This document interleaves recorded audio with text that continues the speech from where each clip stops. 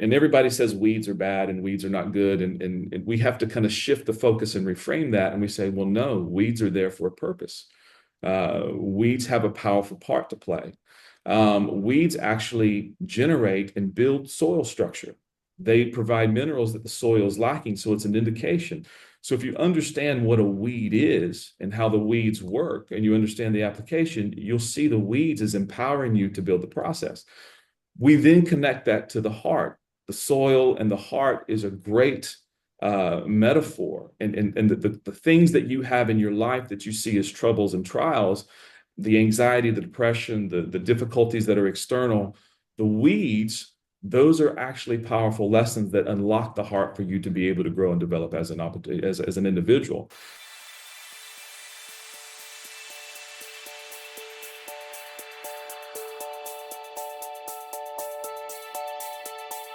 Hello, hello, and happy Friday to everybody. Today, we are having a great morning and a great conversation today with a thought leader. So, welcome to Back into Alignment. Your host here for 8 years. Time goes so fast. And this episode, we will have actually a conversation that it will bring sparkle to our heart because we're always curious about how can we live not only in our community alone, but also in a world that is sustainable. And this is something that we ignore. And I'm excited to have someone that has put so many years on this particular matter. So thank you so much, Stan. How are you today? Joe, I am really well, thank you. Very happy to be here. Yeah, we're grateful that you actually share the next 20 minutes with us. And we actually want to know a little bit more about you. And the way as I met you, I always meet these amazing supernovas as I'm walking in life. So I actually saw you reading a book that it was very interesting title. And actually, that's how we connected. I just saw you reading this book and we started having a conversation. And now we're here sharing how you connect to the community in Dubai. So share a little bit about your journey moving from the US to Dubai and actually dedicating your time to something that is so needed, especially globally, as we are setting into a way that we need to be more conscious about living and also the footprints that we're leaving behind. Well, thank you. And I tell you what, some of the best connections I've made have been in those circumstances where you're just sitting at a coffee shop and just a conversation over a book or something simple, and you end up making lifetime friends. So it's wonderful when those things happen. Just a little bit about me. I've my realm is within the field of education in the business world. I started off immediately out of graduating, going and teaching high school. I was actually teaching in Israel, but I was teaching for Palestinian students, and that was kind of my first job, and I loved it, absolutely loved it. I came back and I did my master's degree in MBA in Denver, Colorado, and I was doing a GTA there and realized that I hate teaching. Um, and I vowed I would never go into education again. But after being in the business world for about 12 years, I realized that my effectiveness in the business world came down to my ability to educate and empower people. So from there, I decided to do a career change, which brought me into the UAE.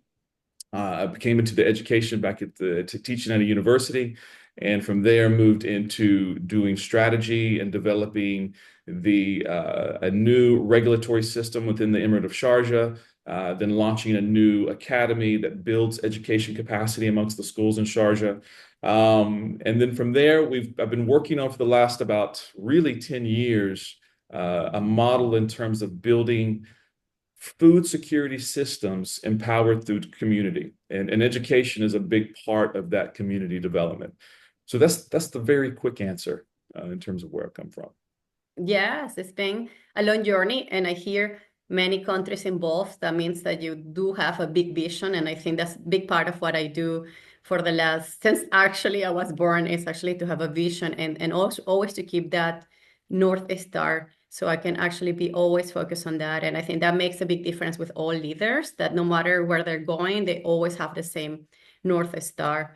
As we go into this podcast, back into alignment, we sometimes get distracted in the path, but a big part of what we do is to set and plant a seed. And as an analogy, we plant a seed in our community, but also in our minds, the way as we see life. So today I wanted to focus our conversation into conscious living. I feel like sometimes we forget that we're not just an individual in the world, right? We are part of a collective growth. And this is something very important that comes from the way as we treat our land. So I wanted to share with you, since you have 14 years of experience in Dubai, working in a high level, connecting education with system design and sustainability. I wanted to talk about, especially what you commented, the power of creating trainings that actually will integrate this transformation from the educator level to the learner level. So if you could share with us, as a visionary leader, how this can start from the simple level that anyone can start implementing. So it's not so complicated when we're thinking about this. We always think about government level, but how can we make it as simple as possible? So actually our families can start integrating this transformation. That's a beautiful question, and that really you're talking about North Star that gets really at the heart of it. Um, the the key aspect of building any system capacity comes down to the capacity of the individual. It's that simple. It starts with you, essentially. It starts with your ability to be able to prepare and go on that conscious living journey. And then as a result of that, you actually share those experiences and that value with other people. That simply is at the heart of it. And through that process, as individuals build their own capacity, as they share capacity, you then start beginning to unlock the means in which to build and transform system capacity. So it absolutely starts with the individual. And the focus in terms of all the different systems that we're working on building whether you're looking at education, whether you're looking at commerce, research, governance, any of those aspects, it comes down essentially to how well people have prepared themselves. So preparation is absolutely key, and people doing that on a daily basis, investing in time into themselves is critical to that process. So that's really at the heart of what we do in terms of how do we design and build education systems. What do you think, if you could just mention, what are the core principles for these lasting change educational systems that you envision to to see everywhere? All right, that is a big question, and I'm going to try to answer it in a very short, as concise as I can. I'll go ahead and say right now, currently, if you look at education from a system perspective, it's a system that's in crisis. And basically, what that means is the outcomes that students can achieve within the standard typical education systems all over the world. It is limited. In fact, it's not only limited, we know that in many cases, it actually can be quite destructive to things like creativity and to thinking, and it's very left brain dominated. So those outcomes are restricted, and what's restricting those outcomes is a number of things, but it comes down primarily to the system structure in and of itself. Research over the last 100 years has done a great job of really identifying how we learn and what are the effective means of learning. There's been great depth in terms of psychological, emotional research that's come about that helps us build capacity and develop individuals. The problem is with the system structure, you're not able to apply that research. It's extremely difficult. So you have people, teachers and things, excited about becoming a teacher. They're very passionate. They want to share their knowledge. They go into the education system, and very quickly they get confined and restricted, and they get disheartened. And so it limits that interaction and engagement that they have with students. So you really have to understand how that system works, the crisis that the system is undergoing, and then what are the core principles to make that transition. One of the things that we do is we look at natural principles as it relates to growth. And so whether you're studying plant life cycles, whether you're studying physical growth, those principles apply not only to the individual, to nature, but they also apply in system development. So what we've done is we've been able to really create a growth process based on natural principles. And then how do you transition in these stages that we know happen within nature? how do you make that transition? So we're at a point within education where you're at a crisis, which is a normal part of growth transition. You're going from evolution to crisis, to transformation, to a new evolutionary stage. And so that piece, what is that core transformative piece? It comes down to some key elements that when you combine them together can create something that's quite powerful. And I'll give you just a couple of them. One right now that we're looking at is in terms of the structure of the education system, the assessment and way things are assessed is completely out of whack. It's not only from the perspective of what content is focused on, but the structure of it actually decreases your ability to create. So we've switched that. One of the keys to unlocking that is switching to a mastery-based system, which means basically you demand mastery, but it's a process of making mistakes and failure and learning and doing that within an individualized approach.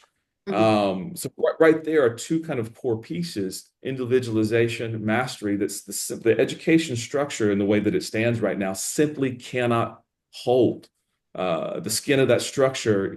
Those things don't fit within that. So you have to change the structure. Then you have to look at those kind of core pieces that will enable the education process.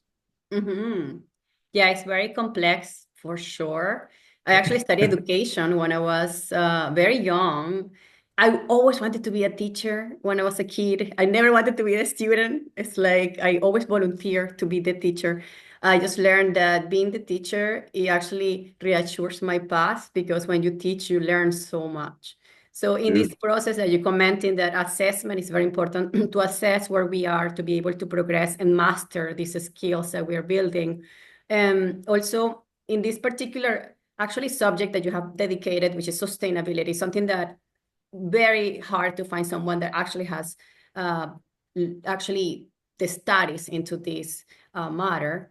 I wanted to know, especially living here in Dubai, that is a desert, and we definitely need to be more conscious about living and how much we can actually care about our planet. I wanted to know a little bit more of that conscious capacity building and how you apply this in the schools. If you do have a project right now in Dubai where actually kids are able to be more in touch with land and maybe learning the primary ways of agriculture in a very simple way. So can you share with us a little bit more of what you're doing here in Dubai and how do you see some of the small transformations that can create ripple effects? perfect, perfect. So currently, right now in Dubai, we're actually, as an organization, we're not active. We're more active in building capacity in Brazil, which translates into also open doors and building capacity within Africa, and also in East Asia. So we have three kind of parts of the world where you're seeing shifts in agriculture moving to the south. And so if you're looking at food security from the perspective of how do you build world global food security, you have to start looking at some of those key regions. And that's where the doors are opening, and that's where we're kind of moving into as we start building those structural systems to be able to support that. Dubai and the UAE in general is a key agent just from the perspective of there's a lot of investment going into Africa. There's a lot of investment going into Brazil. So we have a lot of contact, and this becomes kind of a center point for that. But the key thing with these agricultural systems and connected to capacity building, we've never, as a group of people, been so disconnected from our food source. And so the lessons that we learn through nature and the power of pattern recognition and being able to open the mind, it's really critical to start connecting kids to that process. Um, the principles that we teach, one of the things that we do is because when you're introducing food security systems, especially somewhere in Africa, you have to build capacity. You not only have to build capacity, you have to build the community to be able to support that capacity. And so how do you structure those communities in a way that's going to support that food security system and then educate the people to where they're able to sustain that? And so the key in the capacity building process is one of the things that we face is trauma limits capacity. So you have to deal with the trauma in order to build people's capacity to be able to then engage. And so when you look at the farming system, when people start interacting with nature, when they start learning the principles of nature, a great amount of healing can come through that process that allows transformation to happen and that opens up the mind to be able to develop the intellectual capacities really to develop and learn as a person. So those are the kinds of things that we really want to engage with is connecting people to agriculture for the purpose of not only their intellectual development, but their emotional development as well. And we've seen a lot of transformations that have occurred through that process. Trauma I healing. don't even know if I've answered the question. No, like I see there is an interconnection between trauma healing, cleaning our lineage, connecting to our true purpose, having all these technologies, and also connecting to the next generation. So yeah, there is actually a point of connection. We're talking about the synergy between the individual growth, the organization culture, and a national development. Everything is definitely intertwined in one. In terms of the agriculture, I'm just like thinking, is there a particular simple activity that you have seen a community of kids getting more in touch with land, being able to actually appreciate more Mother Nature? Something that you can share with us that is just a specific. Yeah, I'll give you one example we've done. We have a farm in South Carolina which we bring people to, and they go through kind of a staged approach in terms of dealing with capacity. And so we work with the youth, we work with people who have severe anxiety, depression, and it is kind of the mechanism that we're using to deal with trauma. But they do equestrian therapy, they do nature kind of therapy, they do art therapy. Art's very important in that process and developing that capacity. And they learn about the farm. And to just give you one little lesson, my friend who's developed a brilliant sustainable agricultural system that's been tested in the UAE, it's highly, highly effective. He gave an analogy in terms of the concept of weeds. And so we brought these group of students in, and everybody says weeds are bad and weeds are not good. And we have to kind of shift the focus and reframe that. And we say, well, no, weeds are there for a purpose. Weeds have a powerful part to play. Weeds actually generate and build soil structure. They provide minerals that the soil is lacking. So it's an indication. So if you understand what a weed is and how the weeds work, and you understand the application, you'll see the weeds as empowering you to build the process. We then connect that to the heart. The soil and the heart is a great metaphor. And the things that you have in your life that you see as troubles and trials, the anxiety, the depression, the difficulties that are external, the weeds, those are actually powerful lessons that unlock the heart for you to be able to grow and develop as an individual. So those are kinds of the mechanisms and lessons that we incorporate when we're working with, whether it's children, whether you're building the capacity of adults, that allow transformation to occur when you're connecting that emotional element to the intellectual element in a very powerful way. Yeah, that's a great analogy. Thinking about weeds, they all have a purpose also. So yeah, no, powerful. Now, in terms of your website, I want everybody to also get to be in touch with you, especially if this is something that is aligned with your path. Perhaps you have a small project in your community and you see a Stan as someone that perhaps can bring even his voice to raise consciousness in this particular subject. So we want to share your website. Your website is Campus Holden. Campus means field. Yes. As everybody knows, I'm Latina. So yeah, campus means field, and basically it's a field that holds, right? So important to have a place that can hold a space for growth. This Yes. website, I invite you to check it out. It's beautiful. You can see all the pro-generative basically support for the next generations by the healing trauma. So there is a lot of connection with our ancestral support. So it's actually so powerful, this website. You will love the process of how agriculture is actually part of the human development. And one question that I'm sure you listening to this are actually asking to Stan is, how can someone living in a city, because most of us, we do live in cities that are really busy, very urban, how can we align with nature when we don't have enough parks or trees to connect to nature? How can we actually start generating more connection to nature? And how do you see this happening, especially in cities like you commented that you're already working on? Oh, that's a great question as well. It's honestly that's something that I struggle with living in the city as well. That I think one of the things it's important to be obviously outside, but not just outside. Really trying to connect with the soil. I think a couple things to consider is one is becoming for people to start reconnecting with nature, at least from an intellectual level, from the perspective of really pursuing what consists of that and the principles that are associated with that. And so really the key like the principles that we apply in education, whether or agriculture or business modeling and development, are all based out of nature.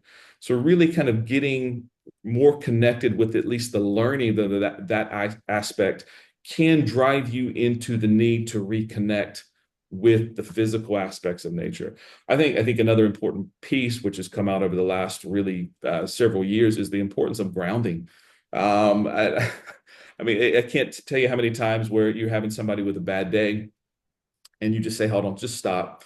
Let's go outside, take your shoes off, and walk in the grass somewhere," and instantly the person's demeanor and change from an emotional perspective lights up. So it's really important to get out and try to get into parks, get your shoes off, even when it's hot outside, and get in nature. From the perspective of kids and psychological problems with anxiety and depression, you're seeing a strong movement towards psychiatrists prescribing that as a solution over medications.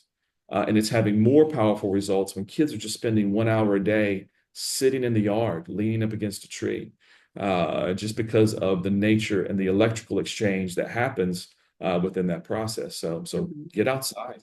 It's just Yeah, especially here in the UAE, we have beautiful Gulf Coast. And I notice when I go there with my friends' kids, they don't need the phone anymore. They don't need any digital device. They're just so happy playing on the sun, on the water.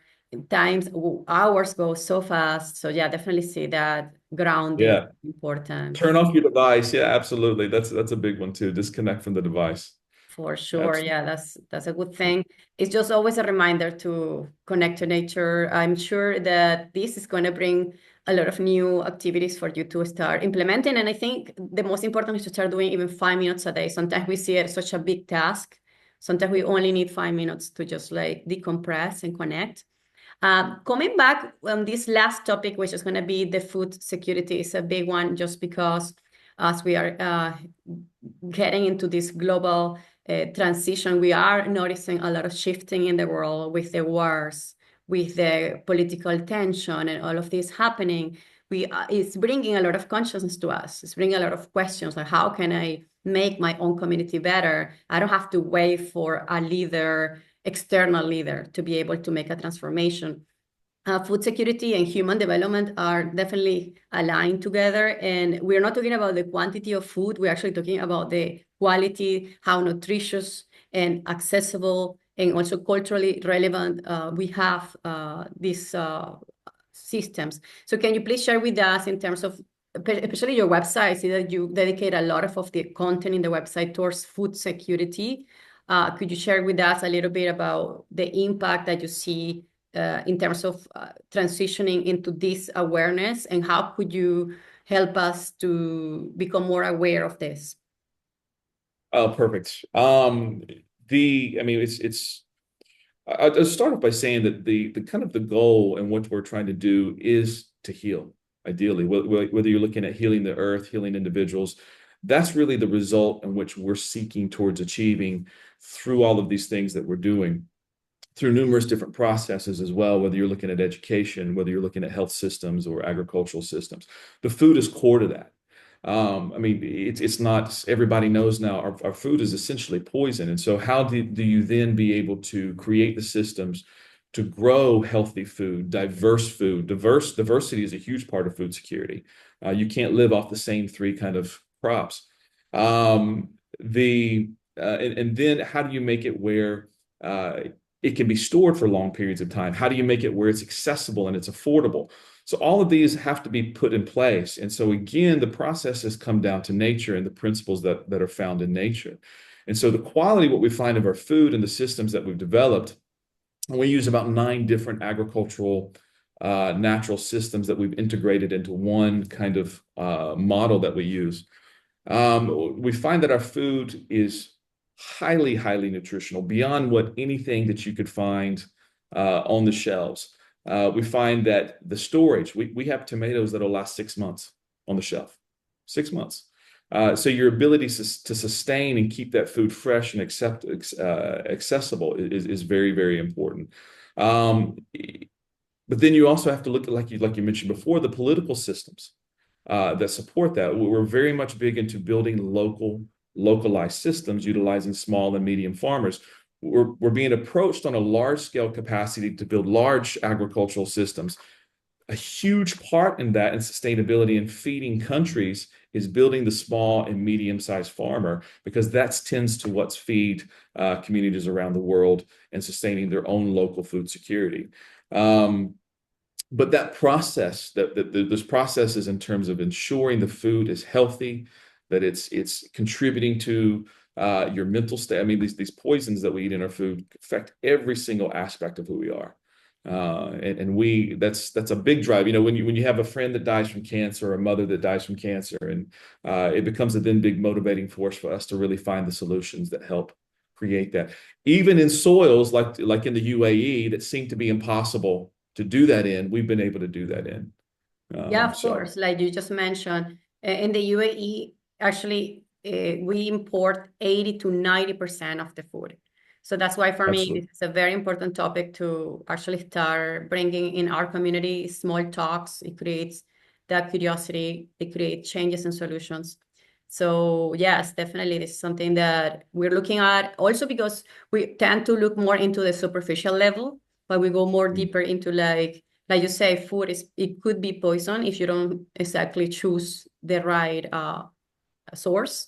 So it's Yeah. important to start, like you say, creating more conscious about this. Now, the last question is much something that we've been talking from the beginning. It's more like, what is your hope for the future generations? So you can mention one particular thought that it could actually bring solutions or perhaps more of awareness. What would that be? It's kind of like what we talked, I think what we mentioned before, I think is really, really critical. It begins with you as an individual, and the preparation that it takes. But it also, you have to look at kind of both sides of the coin when you're looking at that principle.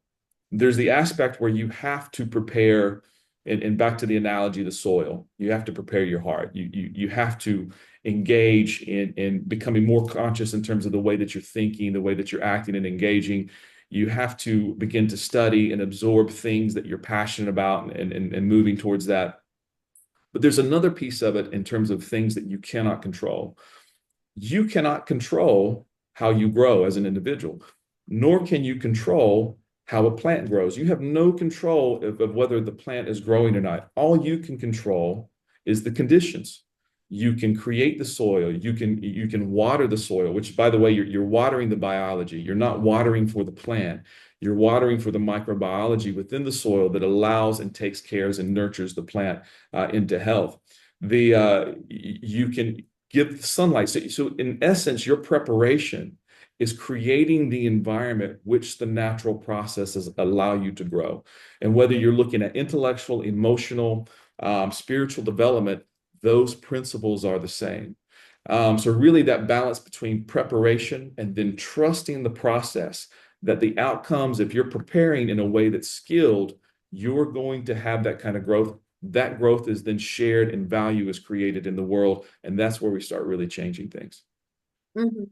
Yeah, from planting the seed in the mind to see that flourishing, like you say, with the proper conditions, we will see the change happening. So yeah, no, Yeah. beautiful. To be honest, we can speak about this for hours because I see that there is an intertwine on every aspect in our life. I just noticed that we just very unaware of this topic. We speak a lot about uh, superficial level information, perhaps. We talk a little bit about the nutrition that is good for us and this and that, but we don't really talk about the source. And as you see, it's becoming less and less, especially like water resources. deforestation, all of this is actually affecting us like in a huge level. And I think it's going to go so fast that by the time we realize it could really affect us. So I'm actually happy to be able to connect with somebody that is so connected to this in a heart, in a core level. So I'm looking forward to see you in big stages sharing this. I see this is going to happen. I'm looking forward to see more of you out there, and especially here in Dubai. I am a real estate agent, so I work a lot with property builders, and I always so curious about how builders can actually start implementing this kind of concepts, just because it's so important for everyone to be involved, especially in a high level. So yeah, Stan, thank you so much. It's just been very refreshing, inspiring to connect with you today. Because we met together as you were reading a book in a coffee shop. I'm wondering if you can share with us the name of that book, or a book that you really love that you would love somebody to read and perhaps to get more into that global consciousness. Yeah. Oh, that's interesting. The book that the actual book that we were reading was a book that dealt with the Gospel of Mark in the Bible as it relates to the zodiac, in terms of all of the different. And I know this is going to be a controversial, but I'm fascinated with the subject in terms of the energetic patterns that were built into that book and all the connections that were there. So it's a fascinating read. The I'm trying to think I think a book that is exceptional that people I would say I recommend to everybody is a book called Range. And the book is written by David Epstein, and it deals with you and your capacity as an individual and the importance of developing range and how that translates into overcoming extremely challenging environments and what he would call a wicked learning environment. So that is an exceptional book. It's a really core piece in dealing with very dynamic and difficult and challenging environments. But that's all. That's to me. Range. That's I recommend that everywhere. Yeah, Okay, yeah. Range. I will make it in the notes just for everybody to perhaps check it out. I also will share your website. And if you can share maybe one next uh, project that you have, or one speaking event that you have, somewhere that we can actually meet you in person. I think you have beautiful stories and energy to be shared with. Yeah. I don't have any speaking events or anything lined up. The next project that we have is we'll be working in Benin, building a particular. It's a full community development project of it's about 100,000 hectares, I think, of land that we'll be developing across 4 to 7 farms. But again, it's the opportunity for us to be able to implement our community model, to build our capacity in terms of agricultural systems. And so that's kind of the next project for us, but we have several projects lined up in different parts of the world. But happy, I love to meet people. I love to meet people who have kind of a shared direction and passion for these kinds of things. So happy to meet people and talk and have conversations. It's how we learn and expand. So Yeah, oh, super.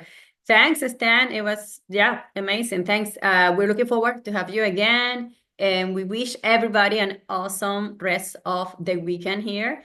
And remember that together we can align and find that seed that sparkles our heart. Thank you so much. Enjoy. thank you so much.